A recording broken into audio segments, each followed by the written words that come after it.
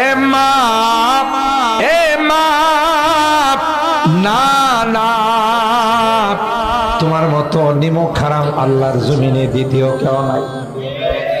স্বামীর খাও, স্বামীর পড়াও, স্বামীর সবকিছু খরচ করো। জানো তোমার স্বামী কত কষ্ট করে তোমাকে একটু সুখে রাখার জন্য, তোমাকে একটু ভালো রাখার জন্য, তোমার সন্তানগুলো যেন ভালো থাকে।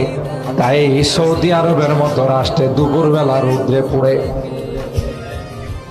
সুন্দর চেহারাটা রৌদ্রে পড়ার কারণে কালো হয়ে যায়।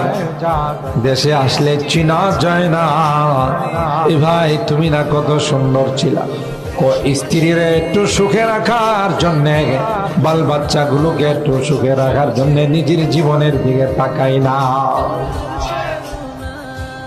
তুমি যদি তার এই উপার্জন, তার কষ্টের কামানো টাকা দিয়া উপার্জিত সম্পদ দিয়ে যদি তুমি হারাম কাজ করো, তাহলে তোমার মতো নিমক হারাম আল্লাহর জমিনে দ্বিতীয় কেউ না।